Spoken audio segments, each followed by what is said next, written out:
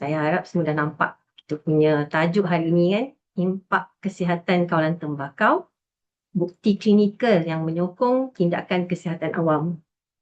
Tajuk yang agak relevan dengan kita dan ini sedikit outline ataupun kupasan yang saya akan kongsikan bersama anda semua. Saya akan mulakan dengan sedikit pengenalan. Okay. Kita akan bincang sedikit tentang Akta 852. Okay.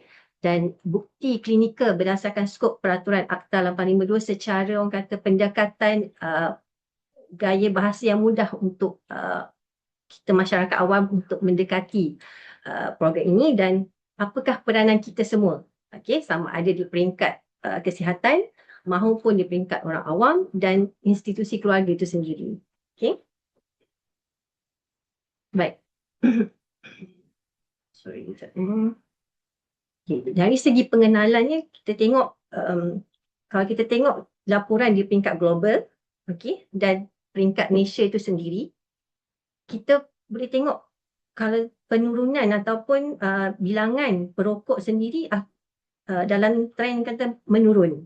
Okay, di peringkat global sehingga kalau latest kita boleh tengok 17%. Tapi Malaysia pada tahun 2023 19.5%. Okay, walaupun dia nampak menurun, tapi kita tak boleh macam rasa sedap hati kan, sebab dia ada masalah cabaran baru yang mana rokok elektronik ataupun vape. Okay, ini cabaran alah baru yang kita kena hadapi. Dan kalau tengok dia punya penggunaan rokok elektronik ini dah makin meningkat. Dalam tempoh 7 tahun, dia dah almost double. Itu menjadi mak kata siren untuk kita. Pihak kesihatan awam maupun masyarakat perlu risau tentang ini. Okay. Baik. Sebut tentang rokok elektronik. Okay, kalau kita tengok dapatan kat sini, yang mendengar exposure yang terdedah, ramai yang dah tahu. Okay. Yang menggunakan makin meningkat. Okay. Kita kata dalam tempoh 10 tahun ataupun lebih tepat 12 tahun, pengguna semakin meningkat. Dan seterusnya adalah yang kita risau adalah dual user. Saya ingat satu zaman dahulu di mana orang menggunakan vape ni orang kata trend ataupun salah satu jalan keluar untuk kita berhenti merokok. Tapi dia tak sedar at the end kita dapat kesan yang most of them ni akan end up sebagai dual smoker. Okay, dual user lah. So mula-mula vape, konon-konon nak berhenti merokok. End up dua-dua pun on. Okay, tak ada vape, rokok pun on. So end up dia rasa macam okay, both pun okay. So tak jadi pun berhenti merokok. Itu yang banyak kita hadapi di klinik-klinik kesihatan. Dan even saya sendiri pun personally lah sebagai ni, saya pun dibesarkan dalam keluarga yang kita kata macam anda juga, daripada moyang, datuk, bapa mertua semua adalah terdiri daripada perokok. Okay, dan kita rasa Akta 852 yang akan saya bincangkan nanti, dia macam satu orang kata satu kelegaan, something yang untuk defend kita nanti. Okay. Baik. So kalau kita tengok tadi peningkatan daripada jumlah perokok kepada peralihan kepada rokok konvensional kepada rokok elektronik. Yang paling kita risau di bahagian kesihatan awam adalah ni. Okay, kalau kita tengok beban kematian yang melibatkan rokok ni, dia kalau tengok trend ni dia tak ada turun lah, memang naik je. Okay, itu kita risau. So apa yang kami di kesihatan awam ni, kita kata senjata yang kita ada lah kan. Okay.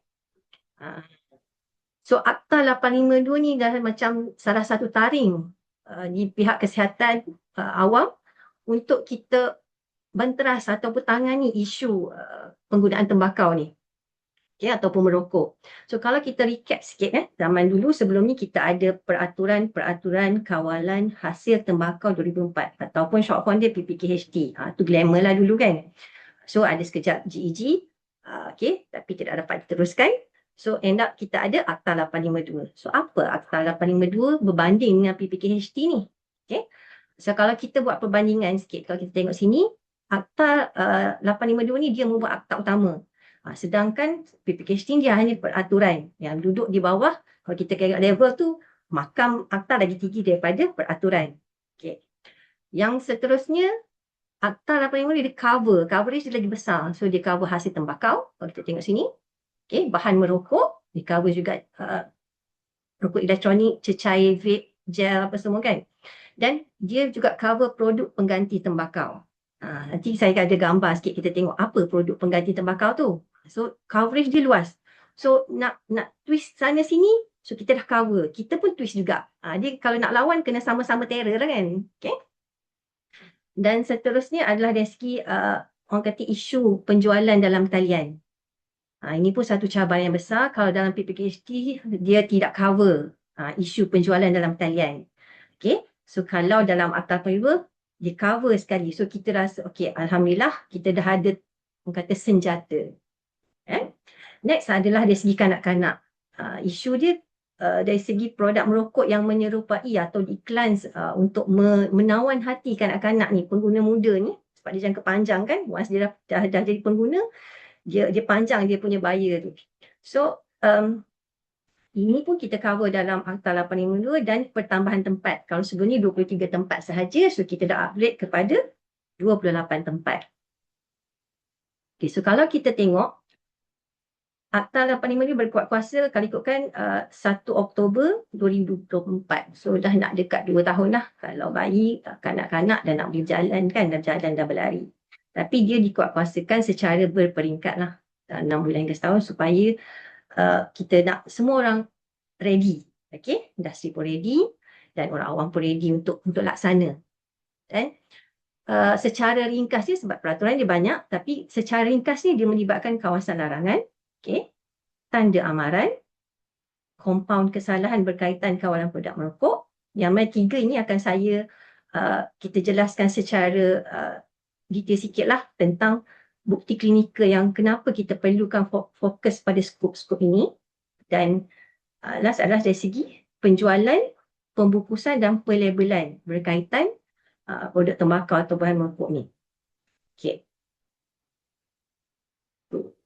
Bahan merokok ni dia, macam saya kata tadi, kita nak skop dia luas. So that kita boleh cover dan boleh laksanakan akta ni dengan sebaik mungkin. Jadi kalau tengok gambar nombor 1 ni, dia melibatkan bahan merokok. Okay, dia melibatkan rokok konvensional. Okay, ataupun elektronik. Okay, cartridge. Dia cover semua. Okay. Yang pakai buang ke, yang okay, one off punya ni. Yang kedua adalah dari segi produk tembakau. So sama ada rokok konvensional, sigar, pipe, asalkan ada tembakau, considered included.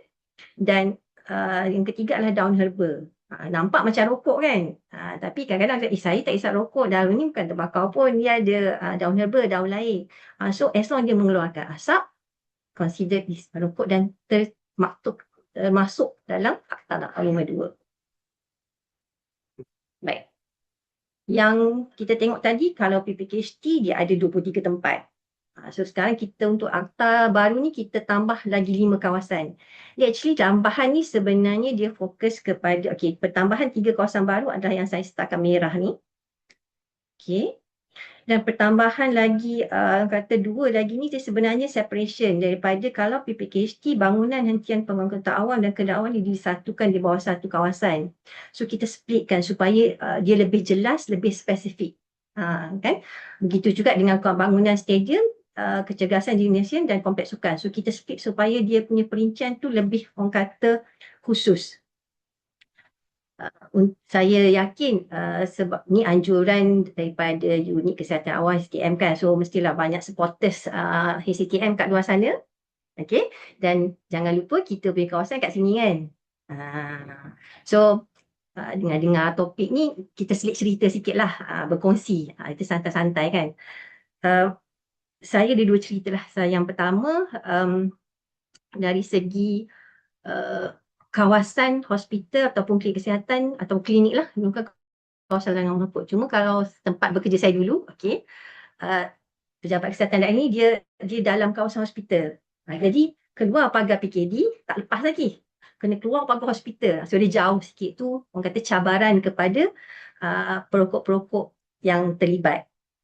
Yang kedua adalah satu lagi kisah ahli keluarga sendiri dimasukkan ke hospital, okay, dan ada member lah ada member ni staff hospital juga. So dia kata okey, yang dia paling shock ni, dia cerita okey, malam-malam dah ni tak tahu boleh buat apa, lepak dengan member staff hospital, ada pot. Pot merokok dalam hospital. So kalau boleh, saya ni beberapa tahun lepas lah. Bukan hospital TM, bukan STM tau. Jangan jangan ni, bukan STM, dia hospital di luar KL lah. So cerita ni kalau kita kata bunyi macam simple. Tapi untuk saya sendirilah, tugas kesihatan, kita rasa macam alamak, macam mana kalau kita tak dapat buat image tu, macam mana kita nak orang kata nak jual orang kata kesihatan ni kepada orang luar. Jadi saya berharap daripada cerita ni kita dapat something lah yang apa saja yang kita buat, walaupun dalam keadaan orang kata berjenaka, gelak ketawa, tapi dia adalah satu amanah dan image, sebab kita bawa image rakan-rakan yang lain. Okay, so saya harap kita dapat orang kata laksanakan perkara ini walaupun dalam keadaan yang apa situasi pun, supaya image petugas kesihatan ni orang kata terjaga. Okay, okay. Baik. Apa rasional Akta 852? So kalau kita tengok kan, dia tujuan dia adalah, kita kata untuk perokok tu dah dia ada dia punya peraturan untuk kita salurkan kepada program quit smoking, ada promosi, okey. Tapi concern dia yang kita sebar luaskan adalah kepada perokok pasif dan third hand smoke ataupun hand smoker ni. So mereka yang orang kata tidak merokok, okey, tidak merokok tetapi dapat tempias. Bukan kadang-kadang bukan tempias, tapi dapat impak kesan kesihatan yang orang kata bukan, dia tak nak pun. Contoh, okey. So saya sendiri pun kita faham, bila ada ahli keluarga merokok, even staff saya pun jururawat, stres lah doktor, husband merokok, penat dah cakap, berbuih dah mulut. Kan? So benda-benda ni sedikit sebanyak mungkin pendekatan lah. Okay? So kalau kita tengok kat sini, bukan orang yang merokok adalah perokok. Sesiapa yang terdedah kepada asap rokok is considered semuanya perokok. Dan in fact dia dapat kesan lebih teruk. Okay? Itu saya sedih lah kalau kat sini, kalau kita tengok kan, mereka yang tidak merokok dapat kesan. Dan kalau kita tengok perokok aktif ni, kalau saya pergi dia kata ceramah kesihatan, interaktif dengan komuniti, in fact pernah pergi ke kilang-kilang yang majoriti 100% ni lelaki, nak bagi talk untuk quit smoking, dia adalah satu benda yang agak tough. Okay? Tapi bila pergi, kalau kita sebut tentang orang kata impact merokok ni, kadang-kadang dia orang lagi terror daripada kita. Okay? So tapi untuk saya nak orang kata highlight adalah satu, penyakit tidak berjangkit yang kita tahu, sakit jantung, jangkitan paru-paru, kanser. Okay? Tapi salah satu yang kita perlu highlightkan juga adalah kesan terhadap sistem produktif, sebab dia melibatkan dari segi isu kemandulan, baik lelaki maupun perempuan. Okay? Dan juga isu kesihatan seksual. Okay? Untuk lelaki dia boleh melibatkan erectile dysfunction, dan untuk perempuan dia boleh jadikan female sexual dysfunction. Dan kalau kita lihat kanak-kanak sekarang, saya ingat saya pergi ke sekolah, saya rasa tahun lepas saya pergi ke sekolah menengah, peserta ceramah adalah student form 1. Okay? Saya terkejut jugalah sebab adik-adik ni dia mengakulah dia dah start merokok sejak darjah 5 dan menggunakan rokok elektronik. So risau anak-anak kita. So saya harap lepas ni ada peranan yang kita apa peranan kita yang saya akan highlight nanti, saya harap sama-sama join, jadikan dia satu orang kata amal jariah untuk kita semua. Right, so saya tak akan sentuh detail tentang kesan perokok aktif ini sebab dia akan disentuh secara detail oleh pakar-pakar pada panel seterusnya lah. Okay, so saya fokus kepada second hand smoker. Kalau kita tengok tadi prevalence merokok, kita ambil dekat kalau global 17%. Tapi kalau perokok pasif 37%. Lagi tinggi sebab yang merokok seorang, yang terimanya ramai. Kalau dalam family tu ada 5 orang, so dia merokok 4 orang yang dapat. So just imagine betapa teruknya impact perokok pasif ni. Dan perokok pasif ni dia punya kriteria adalah dia akan expose kepada mainstream ni yang yang dihembus oleh perokok, dan dia akan cover juga, dia akan sedut dan terdedah juga kepada side stream smoke. Okay, so kesian ya. So saya harap perokok di luar sana, kalau ni boleh kita duduk sekejap cuba fikir, bayangkan impact yang diterima oleh ahli keluarga kita. Okay. Right. So kalau sebab kalau kita tengok kajian yang latest kalau tengok ni baru tahun 2 tahun lepas 2024. So dia dah terbukti yang mereka yang terdedah kepada second hand smoke ni, dia punya risiko terhadap penyakit jantung, stroke, diabetes, kanser lebih tinggi berbanding mereka yang tidak terdedah. Okay. Jadi kat sini kajian telah membuktikan betapa seriusnya isu second hand smoke ni kepada orang awam, especially mereka yang berisiko. Kanak-kanak, okay, golongan warga emas, mereka yang mengandung, okay, pesakit kronik. So itulah tujuan antara ini dikuatkuasakan kerana kita nak lindung mereka-mereka ini. Okay. So tadi second hand. Sekarang kita pergi third hand smoke pula. So apakah third hand smoke ni? Okay. So kalau tengok third hand smoke ni, dia actually bahan kimia daripada asap rokok ni, okay, yang dia melekat kepada persekitaran. Kalau perokok sendiri terkena, dia boleh letak kat rambut, okay, baju, right, dinding rumah, curtain, kalau dekat pejabat, office, meja. So dan dia bukan mudah untuk dicuci begitu saja, buka tingkap dia dah hilang, tak. Dia perlu pencucian yang kita kata kena cuci sama ada guna cuka ataupun cahaya mengandung bikarbonat. Okay. So jenuhlah nak menyental kan. Okay. Next adalah kalau kita tengok yang kita risau adalah kanak-kanak. Sebab biasanya kalau kes merokok di dalam rumah, okay, siapa yang terdedah? Ahli keluarga. Itu yang kita risau. Okay. Dan salah satu konsep kadang-kadang saya dengar tak, anak-anak tak ada kat rumah, boleh isap rokok lah. Nanti anak-anak balik, kita isap kat luar. No. Sebab this is what happened bila third hand smoke berlaku. Okay. Kalau kita tengok dapatan info ni, okay, selepas 1 jam merokok, actually 95% si semendak tu berlaku di persekitaran. Dinding rumah, curtain, cushion, sofa. Okay. Dan kalau tengok even selepas 2 hari pun, masih almost 50% yang terlekat. Itu tidak campur dengan reaction daripada chemical-chemical lain. Okay. So, saya harap dia membuka mata kita, membuka minda kita. Okay. Right. Dengar saya saja bercakap boring kan? Nanti ada yang tertidur, terlena. Jadi saya selitkan sedikit wawancara dengan petugas kesihatan untuk sama-sama kita kongsi dan dengarkan. Okey, silakan.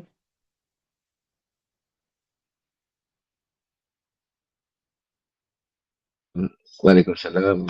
Okey. Sama. Okey. Okay, kalau tengokkan kat sini, ini petugas kesihatan yang saya temubual lah. Okey. Dia merupakan seorang penyelia di salah sebuah hospital kerajaan. Daripada tahun 2006. So dia dah merokok tahun 2006. Ya betul. Tahun ni 20 tahun. Okey. So dia merupakan rakan setugas juga. Daripada umur 14 tahun. So dia merokok lebih lama daripada dia bekerja. Suka-suka lah masa terkejut. Tu memang nak bagi terkejut pun. Siapa tu? Fatimah. Memang nak terkejut pun. Dalam 30 lah. 30 lah. 30 tahun dia dah merokok. Okay. Jangan kecam dia. Jangan kecam. So, kita nak tengok apa yang kita boleh kongsi dan belajar. Daripada umur 14 So saya tanya dia lah tentang macam mana dia merokok kalau dekat hospital. Kan? Kan kawasan larangan merokok. Sebab kita hospital kita tak besar. Jadi kita boleh berjalan kaki dalam 50 meter ke depan, exercise dulu sebelum merokok. Jadi dekat luar pagar lah maksud saya. Baguslah dia patuh. Patuh kepada Masih Akta moderate 852. lah.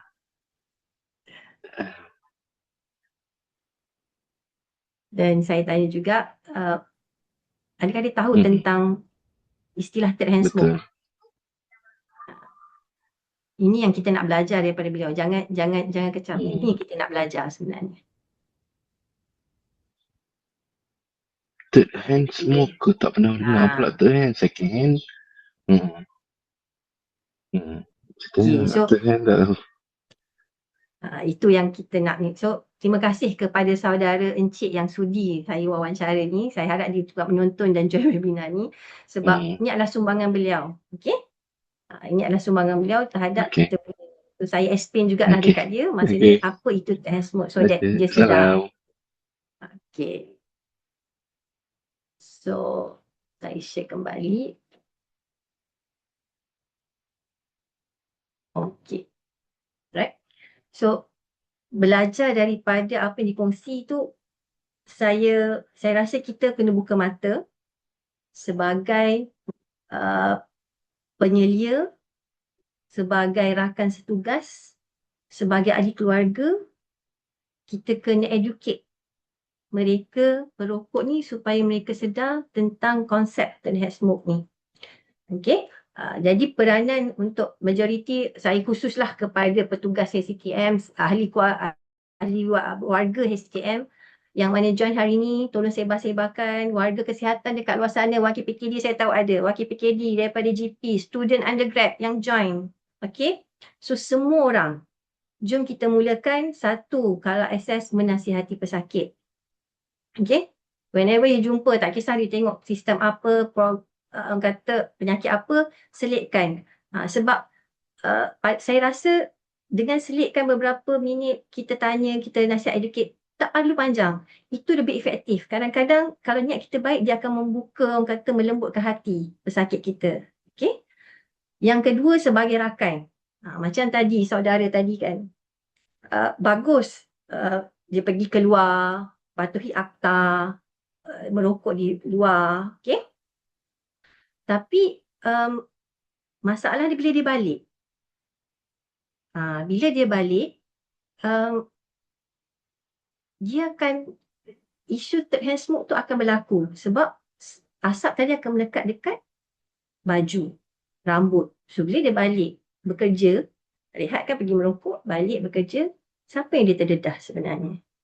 Okay, masalahnya kita, rakan sekerja ni, itu yang kita tak nak. Kalau pesakit, okeylah fine, kita kata pesakit datang jumpa untuk, kita kata sesi hari tu, lepas tu transfer admit ward contoh. Tapi kalau kita seakan sekerja, hari-hari, bertahun-tahun, cuba bayangkan. Okay? Dan sebagai perokok pun kita fikir, oh ini rakan sekerja terdedah. So saya harap ini akan memberi impact kepada kita selepas ni. Okay? Paling-paling ni pun, at least dapat ingat point tu pun saya sudah syukur. Okay, next adalah sebagai wakil dalam keluarga. Okay? So bayangkan dalam keluarga, kalau dia merokok, okay, katalah habis kerja, balik, merokok dulu sekejap, balik rumah. Okay? Kalau jumpa isteri, anak, so benda tu pun akan expose juga. Jadi mulai hari ni, jom kita mulakan educate dan cuba laksanakan untuk ban ataupun cut exposure untuk third hand smoke ni. Okay. Kalau, okay, tu habis tentang dari segi yang kata amaran kesihatan, tentang larangan merokok. So kita masuk pula dari segi peraturan dan pembungkusan. Okay, okay.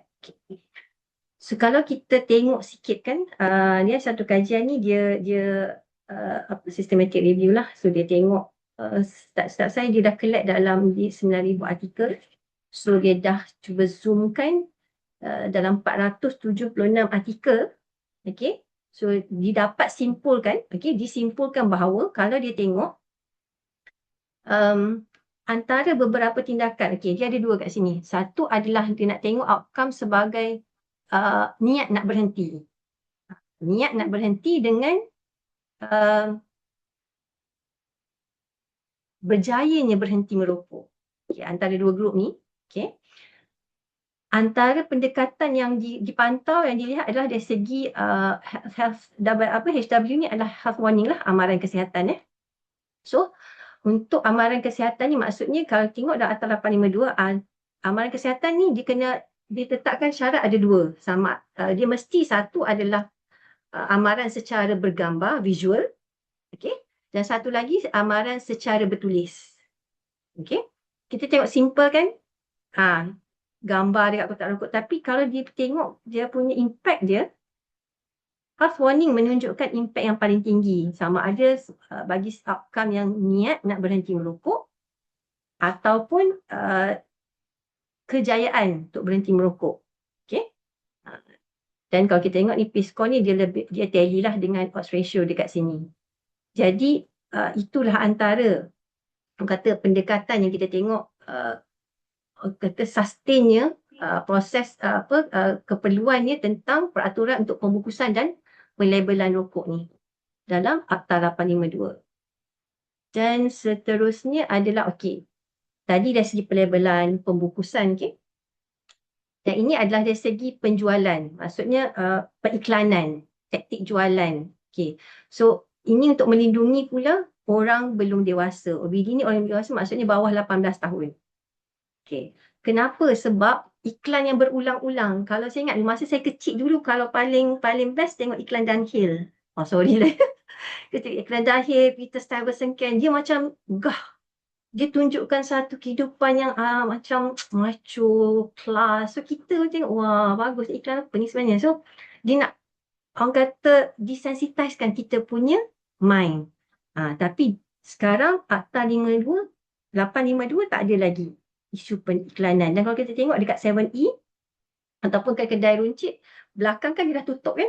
So dah tak boleh tengok dah iklan. Kalau orang tengok, kenapa nak tutup-tutup? Budak tahu je pun tengok. Tapi beza sebab kajian dah melaporkan yang dalam kalangan pelajar, okay, kalau mereka sentiasa melihat pendedahan dan penumpuan berulang ni, dia akan meningkatkan risiko almost 3 kali ganda untuk mereka mula merokok.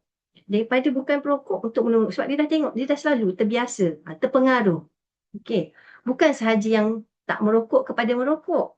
Yang dah stop merokok pun, dia akan kembali. Sebab dia macam, dia trigger.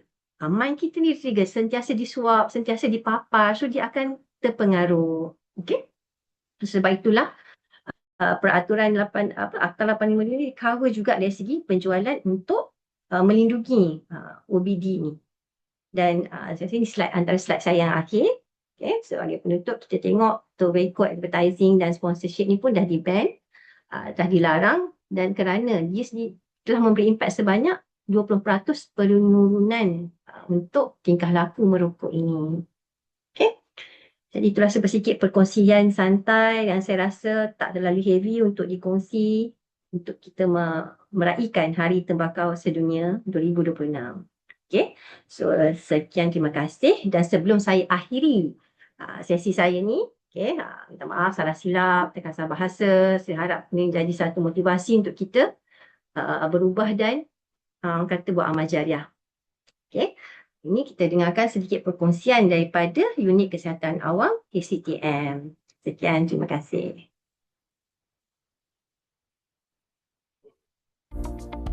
Assalamualaikum dan salam sejahtera. Umum telah sedia maklum, selaras dengan penguatkuasaan Akta Kawalan Produk Merokok Demi Kesihatan Awam 2024, mana-mana hospital di Malaysia telah diwatakan sebagai kawasan larangan merokok. Sehubungan itu, semua warga hospital, pesakit, pelawat serta kontraktor hendaklah mematuhi undang-undang dan peraturan yang telah ditetapkan dengan tidak merokok atau menggunakan produk-produk merokok di dalam kawasan hospital. Persekitaran hospital yang bebas asap rokok memberikan berbagai manfaat, antaranya melindungi kesihatan pesakit, pelawat dan warga hospital daripada pendedahan kepada asap rokok dan asap rokok terpakai, mewujudkan persekitaran yang lebih sihat, selesa dan kondusif untuk proses rawatan serta pemulihan pesakit, menyokong amalan hidup sihat dan menjadi contoh terbaik kepada masyarakat dalam usaha membudayakan persekitaran bebas rokok.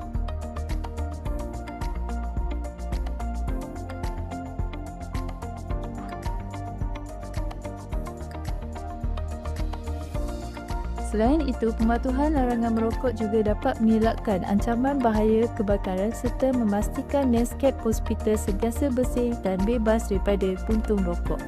Marilah kita bersama-sama memainkan peranan dan berganding bahu mematuhi kehendak perundangan yang berkuat kuasa, di samping menjadikan Hospital Chancellor Tuanku Muhyiddin sebagai sebuah hospital yang selamat, bersih dan bebas daripada asap rokok. Terima kasih.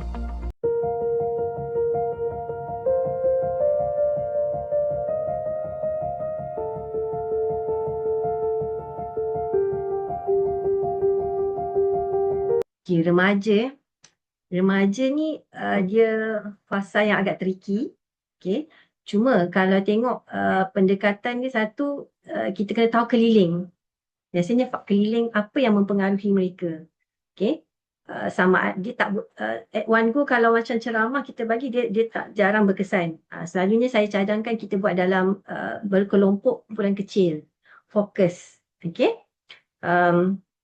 Dan bila kelompok kecil ni kita akan satukan mereka dan kita group so that dia ada peer. Dia tak boleh dia seorang. Kalau kita sendiri kita tak kuat. So biasa remaja ni pendekatan dia adalah dengan cari peer yang sama. Okay, kalau boleh kelompok kecil kita buat sesi counselling dan benda tu mesti berulang. Dia tak boleh one off datang bagi ceramah bye. That's it. Tidak, sebab itu kalau tengok dalam kelab doktor muda, pendekatan kesihatan KKM kan, dia ada kelab doktor muda, dia ada program unit kesihatan sekolah. So kita akan combine dengan guru kaunseling di sekolah untuk kita tangani. Dan sebelum tu kita kena buat orang kata assessment. Apa pendedahan atau pengaruh, sama ada daripada keluarga, daripada rakan dan bekalan. Mungkin bekalan di luar sekolah. Daripada situ barulah kita boleh angle orang kata tindakan ataupun berdasarkan pengaruh dan tu. Dia tak sama untuk the whole case lah.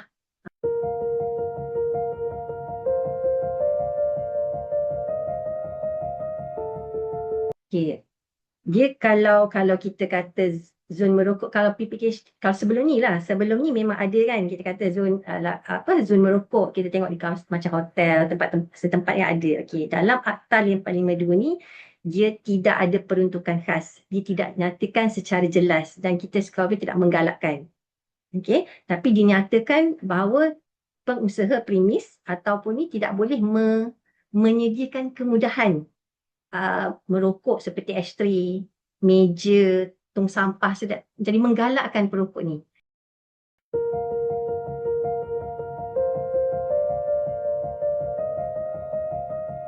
Dia kalau ikut dari segi aduan merokok ditangani oleh kesihatan lah. Okay.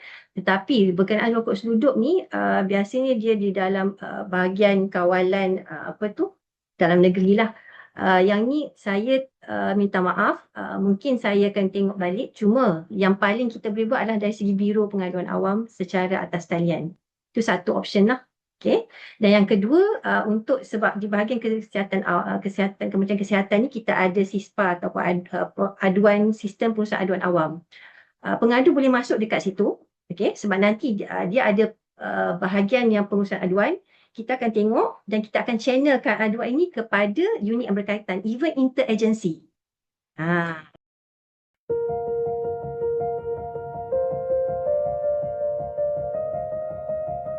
So dia kalau tengokkan ni soalan dia agak general kan. Okay, saya assume soalan ni.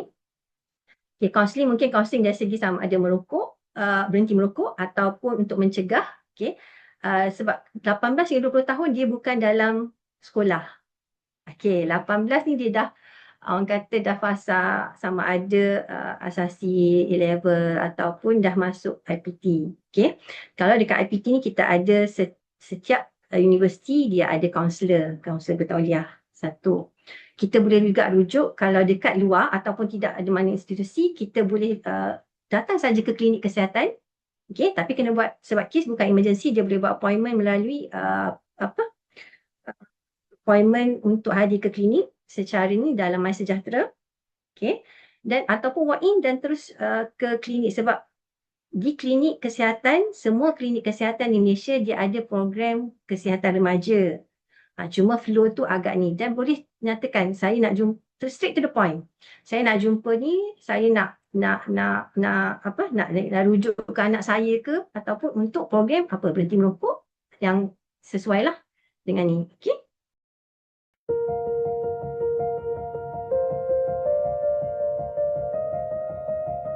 So kalau ikutkan kat sini, dia kalau dia macam ada yang terbuku ni dekat hati ni, perokok yang dah berusia, tegar dan hisap vape. Dia memang saya dalam keluarga saya sendiri pun memang dia macam cerita ni sama. Maksudnya daripada rokok, komersial tukar kepada vape tapi end up dia ada 2 user. Macam mana? Dia macam ni lah puan. Konsep asas dalam kita kata kaunseling mempengaruhi kesihatan, konsep asas kaunseling satu yang pertama, dekati. Mendekati ni dia jangan tengok peranan kalau kita ni isteri ataupun kita ni anak, jangan over batasan hormat itu. Sebab the moment kita langgar, dia akan jadi satu ego. Yang kedua, kita boleh kalau kita mampu untuk nasihat, kita maklumkan yang apa yang dia buat ni sebenarnya memberi impact kepada kita. Dia merokok tapi kita impact dapat 2 kali ganda. Macam saya cakap tadi, kalau sempat screenshot tadi boleh tunjuk dekat dia. Cuba tengok ni. Dia pendekatan yang kita kata bukan formal tetapi deep. Dia jangan dalam keadaan orang ramai. Kalau saya bagi contoh senang, kalau macam staff saya lah, biasanya saya nasihatkan, kalau suami isteri ni cari masa yang you berdua sahaja dan cuba go deep. Dia jangan, sebab kita tengok orang perempuan, saya talk to practical. Kebanyakan pesakit saya ataupun pasien yang saya jumpa mengadu. Penat dah doktor, berbuih mulut cakap, tak nak dengar. So macam-macam. So no. Kalau kita nak mengubah ni, kita kena macam, cari waktu yang sesuai, surrounding yang fokus dan kita approach dan datang dengan fakta. Simple, jangan panjang. Macam ni impact kepada saya, kasihan saya, tak merokok pun saya dapat macam ni. So itu teknik dia. InsyaAllah dan doa lah. Kita tak lekang sebab kita ni pun hamba. So yang pertama doa, boleh solat hajat dan minta dengan Allah lah. Semoga dilembutkan hati insyaAllah kan. Seterusnya daripada penonton kita, macam mana nak betulkan mindset suami? Bila kita tegur nanti dia cakap, ayah dulu elok je merokok, anak lihat je. Ni ayat ni kan, saya selalu dengar dekat klinik kan. Saya ingatlah sebab saya selalu jumpa macam pakcik yang umur 80, kadang datang untuk ambil nap saja sebab dia dah jadi, dia pun dah dapat chronic obstructive pulmonary disease kan. Maksudnya dia dah, paru-paru dia dah out dah. So kita bagi apa pun tak jalan, dia hanya datang untuk dapatkan nebulizer sahaja. Waktu tu memang, kalau cakap pun cakap, alah doktor saya elok je. Pakcik merokok 80 hidup lagi. Tak apa. Kita dengar, kita diamkan dulu. Kalau ikut pengalaman, biasanya kita tak terus jawab. Kita dengar, diam saja. Tapi cari masa lain yang sesuai untuk kita bincang. Kalau ayah ni, saya anggap yang bertanya ni adalah anak. Saya selalu tegur patient, bukan tegurlah, berkongsi. The best kalau kita dalam keluarga nak tegur, is pegang, sentuhan. Duduk, pegang tangan ayah. Ayah, memanglah macam ni, tapi kita risau. Dan boleh kongsi cerita saya. Saya kongsi sikit cerita saya sendiri. Ayah saya memang perokok. Dia merokok dari sekolah rendah. Tak silap saya ingat umur 40 lebih. Dia hisap rokok 4 bungkus sehari. 4 bungkus sehari dan saya antara yang tukang tolong beli. Saya ingat lagi. Waktu tu atas 852 tak ada. So dengan ada atasnya OBD dilindungi. So waktu tu saya lah tukang pergi kat kedai. So kita cakap kan, kita nasihat tak jalan. Sama, saya macam puan juga sama. Nasib kita serupa. Sehingga saya sambung belajar jadi doktor pun masih gagal. Saya sendiri pun gagal untuk menasihati ayah saya. Tapi the turning point is bila dia kena stroke lah.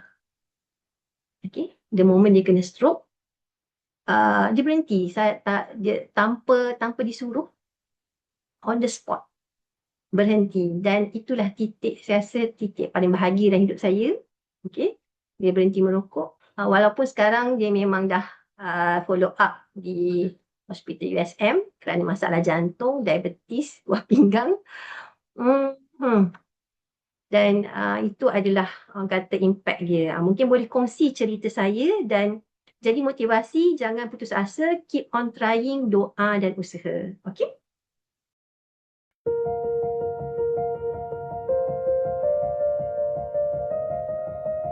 GEG ni kan, okay, jawapan pendeknya, buat masa sekarang, okay, dia macam tak ada harapan lah. Okay, pendek. Tapi saya nak bagi jawapan panjang juga. Okay. Pada saya secara peribadi, yang kita kata dah bertahun-tahun di kesihatan awam, saya tak akan putus asa. Saya rasa GEG tu adalah peranan kita. Bagus, alhamdulillah GEG telah dicambahkan. Walaupun tak diteruskan di peringkat orang kata formal dan peringkat orang kata rasmi, saya nak galakkan anda semua, tolonglah jadi ejen untuk GEG. Sebab dia bermula daripada rumah kita. Okay? Masing-masing boleh laksanakan GEG di rumah masing-masing. Itu konsep, maksudnya larangan merokok bermula daripada kita. Sebab kita berkuasa terhadap anak. Suami tu mungkin kita suka, tapi bermula generasi ke bawah. Okay, saya kongsikan sedikit. Sebagai contoh, kadang-kadang ada sesuatu tindakan ni dia baik, tapi dia tak boleh dilakukan di peringkat atasan secara menyeluruh.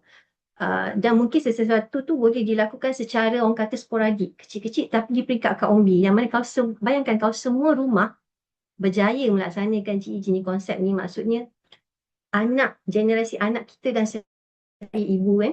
So kita, alhamdulillah, anak lelaki saya, walaupun suami saya perokok, tapi anak lelaki saya tidak merokok. So saya berdoa dan berharap dia kekal, dan itu peranan kita untuk ibu-ibu, okay, untuk laksanakan GEG di rumah masing-masing. Okay, itu daripada saya.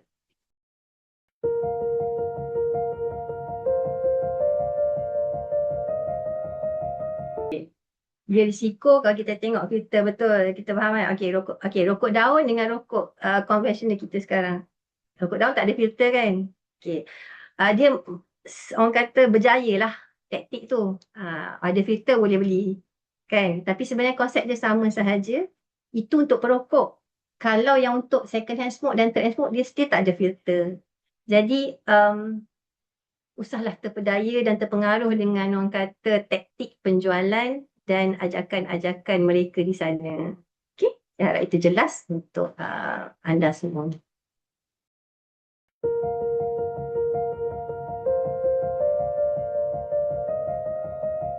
Betul. Dia macam ni. Kalau tengok kan, third hand smoke ni adalah kawasan yang kita kata yang telah terdedah dengan asap. Okay. Dan kita sendiri pun tak tahu. Sebelum ini, contoh, kita pergi tempat kedai makan tu semua. Mungkin memang tempat makan tu bukan perokok contoh. Tapi pekerja sebelum ni pernah merokok kat situ. So, benda-benda macam ni sebab tu kita nak, orang kata, nak sedarkan. Dan kalau ikut ada satu kajian tu, dia buat, tapi dia sebab dia buat dekat kajian pada tikus lah. Okay? Tikus moden ni. So, apa dia buat? Kita share sikit lah kan, secara ringkasnya. Tikus yang terdedah kepada, tikus kumpulan A ni terdedah kepada orang kata dengan kain yang telah didedahkan dengan asap rokok. Dia adalah frekuensi dia sebanyak mana nak dedah. Dan satu kumpulan lagi adalah tidak didedahkan. So apa dia tengok? Terdapat, selepas seminggu dia ambil darah, actually terdapat perubahan dalam orang kata sistem inflamasi tikus tersebut. Dan bayangkan, mungkin untuk kita kata untuk lakukan eksperimen kepada orang agak susah. Tapi bayangkan kalau benda ni boleh ada impact untuk hanya 7 hari pendedahan, bayangkan kalau benda ni secara berterusan. Okay? Dan proses dia sebenarnya, the moment kita terekspos dengan chemical ni, dia menyebabkan satu reaksi tubuh yang kita panggil yang menghasilkan ROS, itu reactive oxygen species. Yang mana dia macam some sort macam racun lah untuk tubuh kita, dan benda ni hanya boleh dikawal dengan antioksidan, dan kalau berlaku dalam keadaan berlebihan, itu yang timbul yang menyebabkan kematian sel, menyebabkan terhasilnya diabetes. Kalau tengok attack di mana. Kalau attack dekat pankreas, dekat diabetes. Kalau attack dekat jantung, dapat heart problem. So impact dekat situ. Okay, itulah konsep third hand smoke ni.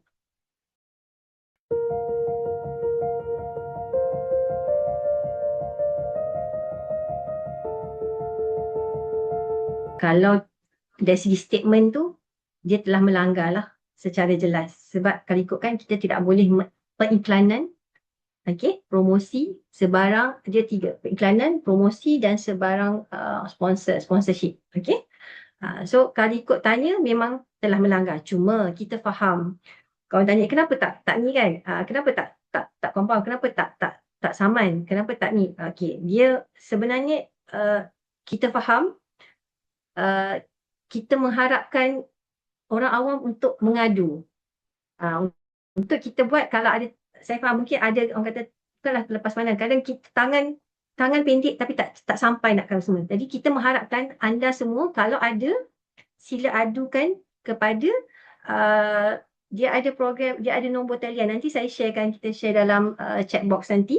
Sebarang aduan, dia boleh hantar kepada WhatsApp, ada satu nombor yang boleh kita salurkan, dan kita mengharapkan, mengalu-alukan orang awam untuk ambil tindakan. Sebab dia terlalu banyak. Kadang-kadang tak termenang tangan, tapi orang kata aduan awam ini akan membantu jadi mata-mata ejen kepada kami untuk melaksanakan Akta 852 ini.